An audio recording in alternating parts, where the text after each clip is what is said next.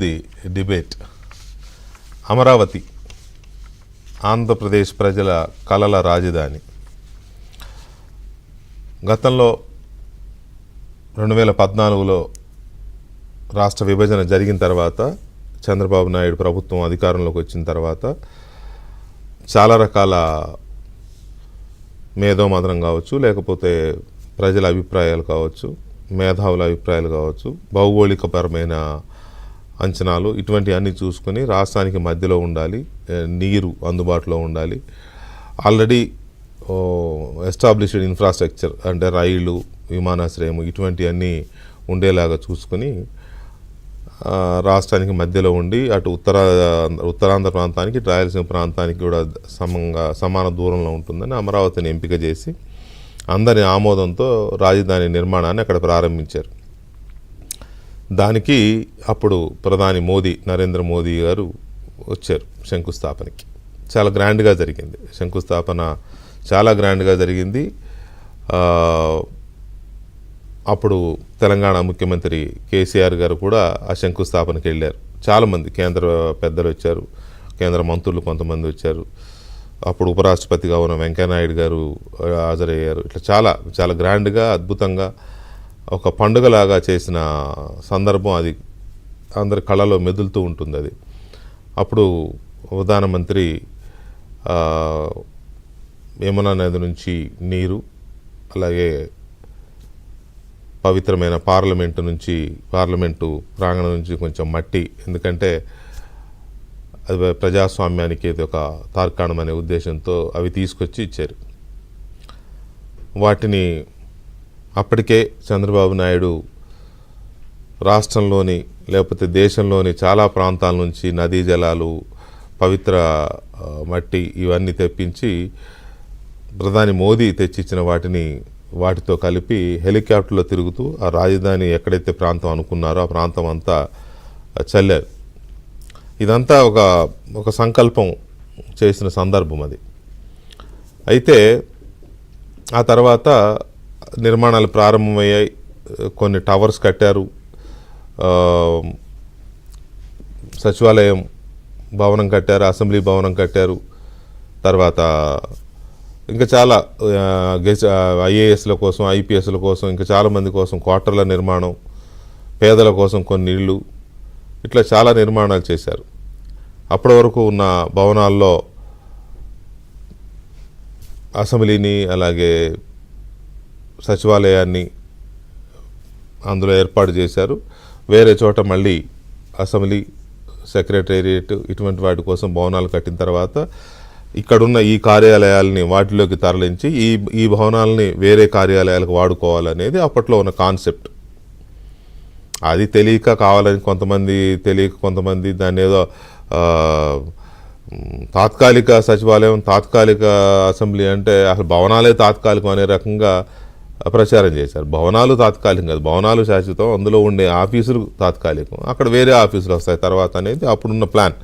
Right, okay, anyway సరే.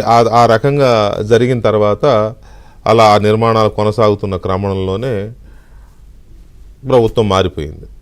ఇక మనకు తెలిసి ఏం జరిగిందో, అంతా విధ్వంసం, నానా బీభత్సం.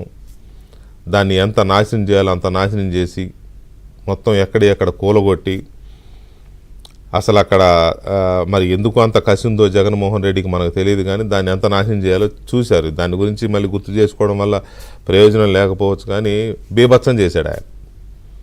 బీభత్సమే, ఇంకా దాన్ని మాటల్లో చెప్పలేనంత బీభత్సం. ఒక అసెంబ్లీను సెక్రటేరియట్ మాత్రం ఉంచాడు, ఎందుకంటే ఆయన కూర్చోవాలి కాబట్టి. మిగతా అన్నీ నాశనం చేశాడు. సో ఇప్పుడు మళ్ళీ కూటమి ప్రభుత్వం అధికారంలోకి వచ్చి చంద్రబాబు నాయుడు ముఖ్యమంత్రి అయిన తర్వాత ఎన్డీఏ, బీజేపీ, జనసేన పార్టీలతో కలిసి ఆయన అధికారంలోకి వచ్చిన తర్వాత ఇప్పుడు అమరావతిలో మళ్ళీ రాజధాని నిర్మాణాన్ని పునఃప్రారంభించారు. అప్పుడు ఆగిపోయిన నిర్మాణాలను కంటిన్యూ చేయడం, తర్వాత అప్పుడు రోడ్లు తవ్వేశారు. అప్పుడు మరి దరిద్రం ఏంటంటే వేసిన రోడ్లు తవ్వేశారు. ఇది శాడిజం కూడా కాదు, దానికి ఇంకొక ఏదైనా పేరు, సైకోలు, శాడిజిస్టులు కూడా సరిపోరు వీళ్ళకి, ఇంక వేరే ఏదైనా పేర్లు పెట్టాలి. ఆ రోడ్లు కూడా తవ్వేశారు. సో అలాంటి రోడ్లను మళ్ళీ నిర్మిస్తూ ఏదో తిప్పలు పడుతున్నారు. ఇప్పుడు అధికారంలోకి వచ్చిన తర్వాత కేంద్రం నుంచి కూడా దాదాపు ఇప్పటికే కేంద్రం నుంచి అంటే కేంద్ర ప్రభుత్వ సహాయంతోనో లేకపోతే సహకారంతోనో దాదాపుగా ఒక 30,000 కోట్ల రూపాయల వరకు నిధులు వచ్చాయి. ఇంకా వేరే సంస్థల నుంచి నిధులు రాబోతున్నాయి. సో ఈ మొత్తం మీద ఇప్పుడు తాజాగా మొన్న ఒక 40,000 కోట్ల రూపాయలకు పనులు యాక్సెప్ట్ చేసి లెటర్ ఆఫ్ అండర్స్టాండింగ్స్ కూడా వాళ్ళకి ఇచ్చారు కాంట్రాక్ట్ సంస్థలకి. సో ఇప్పుడు చంద్రబాబు నాయుడు గారు ఢిల్లీ వెళ్ళారు ఇవాళ సాయంత్రం. రేపు మోదీతో అపాయింట్మెంట్ ఉంది ఆయనకు. మోదీతో భేటీ కాబోతున్నారు, ప్రధాని నరేంద్ర మోదీతో భేటీ కాబోతున్నారు. ఎందుకు ఈ భేటీ అంటే ప్రధాని నరేంద్ర మోదీ గారిని అమరావతిలో రాజధాని నిర్మాణ శంకుస్థాపనకి ఆహ్వానించడానికి ఆయన చేతుల మీదుగా శంకుస్థాపన చేయించాలని. ఆల్రెడీ చేశారు కదా, మోదీ గారే చేశారు కదా శంకుస్థాపన. మళ్ళీ ఆయనే వచ్చి మళ్ళీ శంకుస్థాపన చేయడం ఏంటి అనేది ఒక ఆసక్తికరమైన సన్నివేశమే. ఎందుకంటే అక్కడక్కడ చిన్నవి అంటే ఎమ్మెల్యేలు, ఎంపీలు ఇటువంటి వాళ్ళు మా పార్టీలు మారినప్పుడల్లా మళ్ళీ శంకుస్థాపన చేస్తూ ఉంటారు. కానీ సాక్షాత్తు ప్రధానమంత్రి రెండోసారి శంకుస్థాపన చేయడం ఏంటి అనేది అది కొంత ఇంట్రెస్టింగ్ పాయింటే. ఎందుకు చేస్తున్నారనేది కూడా ఆలోచించాల్సిన అంశమే. ఎందుకు చేస్తున్నారు? అప్పుడు వస్తూ మట్టి నీళ్లు తీసుకొచ్చారు మోదీ గారు. మరి ఈసారి ఏం తీసుకొస్తారు? లేదు, ఆయనతో ఏం తెప్పించుకోవాలని చంద్రబాబు నాయుడు గారు ప్లాన్ చేశారు ఈ శంకుస్థాపనకి. లేదు, అప్పుడు శంకుస్థాపన చేయడం వల్ల జరిగిన నష్టం ఏంటి, ఇప్పుడు చేయబోతున్న శంకుస్థాపన వల్ల జరిగే లాభం ఏంటి, అప్పుడు మట్టి నీరు తెచ్చిన నరేంద్ర మోదీ ఈసారి ఏమన్నా నిధుల వరద కురిపించబోతున్నారా, అప్పుడు ఢిల్లీని తలదన్నే రాజధాని నిర్మిస్తామని స్వయంగా తన నోటితో ప్రకటించిన నరేంద్ర మోదీ గారు తర్వాత 5 ఏళ్ళు అది ధ్వంసం అయిపోతుంటే, నాశనం అయిపోతుంటే ఎందుకు చూస్తూ ఊరుకున్నారు? ఇప్పుడు శంకుస్థాపన చేసిన తర్వాత దాన్ని ఎలా నిర్మించబోతున్నారు? ఢిల్లీని తలదన్నే రాజధానినే నిర్మిస్తారా, లేకపోతే ఇంకా పెద్ద ప్రణాళిక ఏదన్నా ఉంటుందా?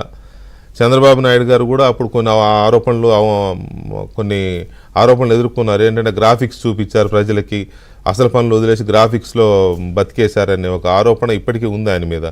ఈసారి అలా కాకుండా మళ్ళీ వచ్చే ఎన్నికల లోపే పూర్తి స్థాయి రాజధానిని అక్కడ ఆవిష్కరింపజేస్తారా? దానికి నరేంద్ర మోదీ ఎంతవరకు సహకారం అందిస్తారు? గత ఆరోపణలేంటి, ఇప్పుడు ఎదురు చూస్తున్న నిజాలేంటి, ఎదురు చూస్తున్న అవకాశాలేంటి, అసలు ఈ రెండోసారి శంకుస్థాపన అర్థం ఏంటి? ఇది చాలా కీలకమైనది. ఒక చిన్న బ్రేక్ తర్వాత చర్చిద్దాం.